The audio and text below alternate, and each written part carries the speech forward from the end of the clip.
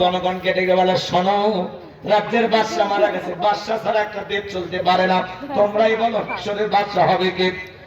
সমস্ত জনগণ ডেকে বলে, আপনার সাথে ভালো মানুষ আমাদের নজরে পড়ে নাই, আপনি যদি আমাদের মিশরের বাদশা হয়ে যান আমাদের কারো কোনো আপত্তি নাই। জনগণের সমর্থন যখন দিয়েছে, নেতারাও ডেকে বলে, আমরা আপনাকে নেতা মানতে রাজি। এইবার সবার সমর্থন নিয়ে ওই গোরস্থানে দারোয়ান মন্ত্রী থেকে হয়ে গেল মিশরের বাদশা। বাদশাহীর চেয়ারে বসার পরে হামানকে ডেকে বলে, হামান, আজ থেকে তুই হবি আমার মন্ত্রী আর আমি হব রাজ্যের বাদশা। এই হামানের মাথায় কোনো চুল ছিল না, সাথে মাল নাই, বাপ বাল্লার পুরো মাথা ছিল ভারতের দমদমে এয়ারপোর্ট। এইবার বাজার ক্ষমতার চেয়ারে বসার পরে রাতের বেলায় ঘুমাইতে যায়, নেতার চোখে ঘুম আসে না, আজে বাজে স্বপ্ন দেখে লাফায় লাফ ওঠে। বলেন তো বুঝান, ঘুম কার দেয়া নিয়ামত? গরিবকে আল্লাহ স্পেশাল দুইটা জিনিস দিয়েছেন, একটা হলো খাবার রুচি আর একটা ঘুমানো। এই ঘুম পাড়া গরিব যেখানে শোতে সেটি ঘুম আসে, মাথা তলে ইট দিলে ঘুম ধরে, সার ছিটে বাচ্চা গাছের তলে বসলে ঘুম আসে।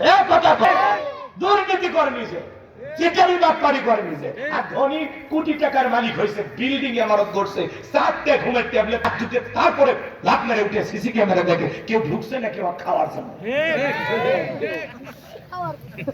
খাওয়ার জন্য বোঝো না ভাই, বিদায় করার জন্য আর জানাজা পড়ার জন্য, জানে কেউ হত্যা করার জন্য কেউ ঠকছে নাকি, ওটা দেখে সিসি ক্যামেরা। কারণ কি? দুর্নীতি করছে, লুটপাট করছে, জুলুম করেছে। ওর রাজপ্রাসাদের প্রত্যেকটা টাইলস থেকে, ইট থেকে, সিমেন্ট থেকে জনগণের আত্মনাদ শোনা যায়। গরিব আলু ভর্তাতে ভাত খায়, বউ তো লোক না ঘুম আসে। আর ধনী ঠাকুরের সম্পর্ক, বউ আলাদা রুমে, স্বামী আলাদা রুমে। কাছে গেলে কয় ডন্ট টাচ মি। কথা কন, শান্তি নাই তো, টাকা আছে কিন্তু জ্বালা জ্বালা। সুখ নেই, টাকা দিয়ে সুখ পাওয়া যায়। 1 লাখ টাকার খাট আছে কিন্তু ঘুম নাই, দামি চাদর আছে কিন্তু ঘুম নাই। কিন্তু গরিবের কুড়া ঘর, টিনের বেড়াওয়ালা, কি ঘুম, খালি কানটা লাগান, মনে হচ্ছে ট্রাকের ইঞ্জিন চালু। ধনীর সামনে কত খাবার, আপেল আঙ্গুর কমলা বেদানা গরু খাসি, খাওয়া যাবে না। ডাক্তার বলছে যত কম খাবে তত বেশি বাঁচবে। ওই ভয় খায় না, গরিব বলে খাওয়া খাবি না, খালি দিয়ে দেখ অটো মেশিন দেখছি ধান ভাঙা সব খেয়ে ফেলে দেবো। কথা কন ঠিক কিনা? আল্লাহ কিনা টেকা দেয়নি কিন্তু খাওয়া রুচি দিয়েছে। কথা কন ঠিক কিনা? ভাই ভাই যা খাই তাই হজম হয় আমার ভাইয়েরা। এই জন্য বলতে চাচ্ছিলাম, বাজার নেতার চোখে ঘুম নাই। পরদিন সকালবেলা ঘুম থেকে উঠে তার দরবারে জ্যোতিষী ছিল 400। এই 400 জ্যোতিষী লিডার নাম দবিরা, বয়স হলো 320 বছর। দবিরাকে ডেকে বলে, দবিরা কেন জানি রাতের বেলায় ঘুমাইতে পারি না, আজে বাজে স্বপ্ন দেখে লাফালাফায় উঠি, আমার যে কি হয়েছে নিজেও জানি না। এইবার দবিরা বলে, নেতা টেনশন নেবেন না, আমাকে একটু চিন্তা ভাবনা করতে দেন।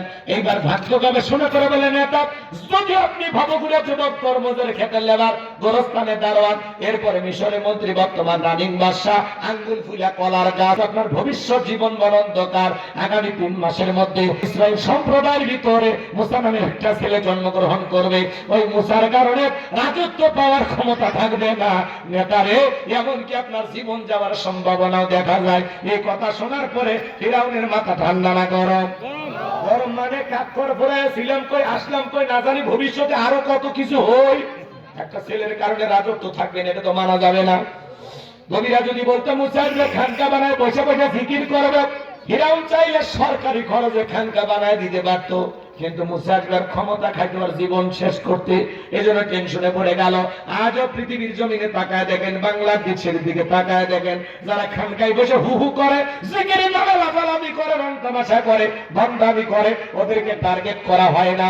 কিন্তু যারা আল্লাহর জমিনে আল্লাহর দ্বীনকে প্রতিষ্ঠিত করতে চায়, কোরআনের সমাজ ব্যবস্থা কায়েম করতে চায়, হক কথা বলে, তাদেরকে টার্গেট করে করে ভিতরে ঢুকানো হয়।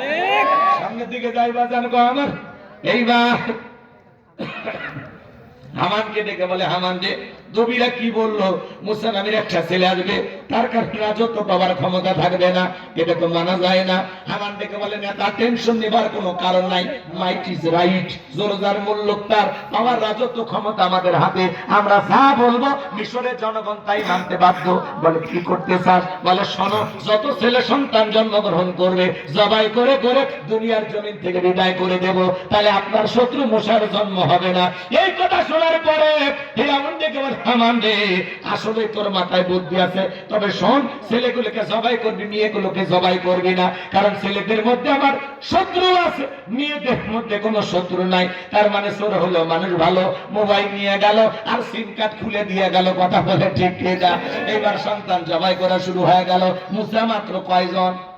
এক জোরে বলেন ভাই, ভয় পাচ্ছেন?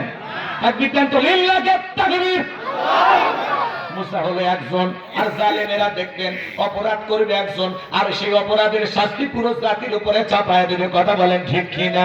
এ বাজান গো, আমার সন্তান জবাই করা শেষ হয়ে গেল। 3 মাস পার হওয়ার পরে দবিরাকে দেখে বলে, দবিরা এইবার গবেষণা করে দেখো আমার পথের কাটা মুসা মরল না বাঁচলো। দবিরা গবেষণা করে বলে 3টা বর্ণনা পাওয়া যায়, কেউ বলেছেন 20,000, কেউ বলেছেন 24,000, কেউ বলেছেন 80,000। দেখে বলে নেতা হাজার হাজার বনি ইসরায়েল মায়ের বুক খালি কইরা যদিও সন্তানগুলোকে বিদায় করে দিয়েছেন, কিন্তু আপনার পথের কাটা মুসা এখনো মরে নাই, মায়ের কোলে জীবিত আছে, সুস্থ আছে, কিন্তু কোথায় আছে, কোন বাড়িতে আছে, এইটা বলার ক্ষমতা আমাদের নাই। বলুন আল্লাহু আকবার। আমাকারু আমাকারাল্লাহ ওয়াল্লাহু খায়রুল মাকিরিন। এলাকার আল্লাহ চাই মুসারে বাঁচাইতে, আর ফিরআউন চাই মারতে, আর 14 গোষ্ঠী এক জায়গায় মারতে পারবে না। এইবার ফিরআউন সেনাবাহিনীকে লেলিয়ে দিল, যাও চতুর্দিকে ছড়িয়ে পড়ো, তল্লাশি চালাও, চিরুনি অভিযান চালাও, যে জায়গায় মুসারে পাইবা ধরবার জবাই করবা। একদল সেনাবাহিনী মুসা নবীর বাড়ির দিকে রওনা করেছেন। মুসা নবীর বড় বোন নাম তার মারিয়ম, ডেকে বলে, মা ওই যে ফিরআউনের সেনাবাহিনী দেখা যায়, মা আর বুঝি ভাইকে বাঁচানো গেল না, ভাইকে কই লুকিয়ে রাখবা? সন্তানকে কোলে নিয়ে দিক সেদিক দৌড়ায়, কে যেন ইলহামের মাধ্যমে গাইবি আওয়াজ দেয়, বলে মুসলমান আর কতদিন জালেমদের ভয়ে এইভাবে সন্তানে দৌড়াইতে থাকবা? শোনো শোনো, ওই সন্তানটাকে চুলার ভিতরে ফেলায় দাও, কথা দিলাম গো তোমার সন্তানকে আবার তোমার কোলে ফেরায়া দেব। এইবার জালেমের বাহিনীরা আসলেন, সেনাবাহিনী চতুর্দিক দিয়ে ঘেরাও করলেন, পুরো বাড়ি তল্লাশি চালালেন, সার্চ করলেন, তন্ন তন্ন করে খুঁজে চলে গেল, সন্তানকে তারা পেল না। এইবার মুসা নবীর মা চুলার ভিতরে তাকায় দেখে মুসা নবী চুলার ভিতরে পড়ে মুস্কি মুস্কি হাসে। বলুন না সুবহানাল্লাহ।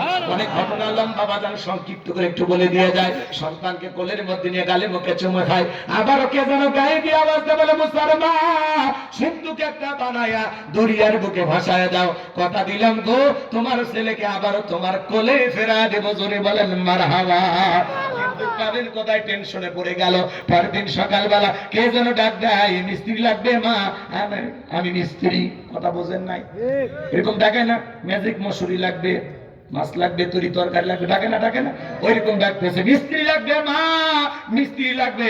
মুসা নবীর মা ডেকে বলে, মিস্ত্রির দিকে আসো। জীবনে কোনোদিন এইভাবে কেউ ডাক দেয় নাই, তুমি কিসের মিস্ত্রি, কি বানাইতে পারো?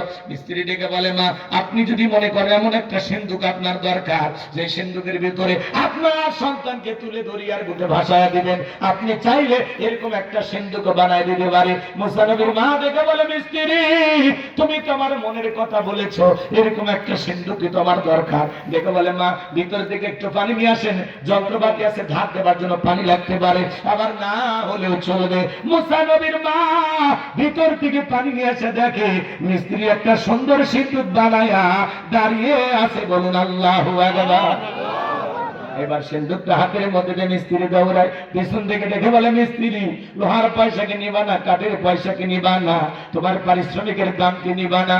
মুসা নবীর মার কথা শুনে মিস্ত্রি ডেকে বলে, মা দুনিয়াতে যারা বিপদে পড়ে আমি তাদের উপকার করি, বিনিময়ে টাকা পয়সা গ্রহণ করি না। মুসা নবীর মা এবার ডেকে বলে, মিস্ত্রি এত বড় বিপদের দিন এত বড় উপকার করলা, লোহার পয়সাও নিবা না, কাঠের পয়সাও নিবা না, তোমার পারিশ্রমিকের দামটাও নিবা না, অন্তত তোমার নামটা বলে যাও, মাঝে মাঝে তোমার কথা মনে হলে আমি আল্লাহর কাছে তোমার নামে দোয়া করব। মিস্ত্রি ডেকে বলে না, আমি দুনিয়ার সাধারণ কোন মিস্ত্রি না, আমি আল্লাহর ফেরেশতা, আমার নাম হলো জিবরাইল। আল্লাহু আকবার। সিন্ধুকের ভিতরে মুসা নবীকে তুলে দরিয়ার বুকে বাঁচিয়ে দিলেন। সিন্ধুক বাঁচতে বাঁচতে চলে গেল ফেরাউনের ঘাটে। ওই দিন বিকেল বেলা ফেরাউন তার প্রিয়তম স্ত্রী আসিয়াকে নিয়ে আসতে সমুদ্রের সৈকতে হাওয়া খাইতে, মাঝে মাঝে বউকে নিয়ে হালাল বিনোদন করবেন, বউকে নিয়ে কক্সবাজার চলে যাবেন, পিকনিক স্পট গুলোতে যাবেন যেখানে ভদ্রলোকেরা যায়। কথা কথা হালাল বিনোদন বুঝেন না? বউকে বোরকা পরায় পর্দা করায় কক্সবাজার নিয়ে যাবেন, যা বলবেন বিবিরে তাকা যা কি সুন্দর সমুদ্রের ঢেউ, আশেপাশে নাই তো কেউ, দাঁড়িয়ে আছে আমার সোনা বউ। বউ খুশি হয়ে যাবে। মাঝে মাঝে বউকে নিয়ে এখানে সেখানে ঘোরাফেরা করবেন, মহিলারা ঘোরাফেরা করলে খুশি হয়। কথা বোঝেন না? বোঝেন না? এই জন্য বাজান বোরকা পরায় ঘুরবেন। আমি কি বলছি যে সমুদ্রের সৈকতে হাফ প্যান্ট করে গোসল করে তাহলে গুণে হবে? বোঝেন না আমার ভাইয়েরা? হালাল বিনোদন করতে কোনো বাধা নাই। এইবার যখন ফেরাউনের সেনাবাহিনী সিন্ধু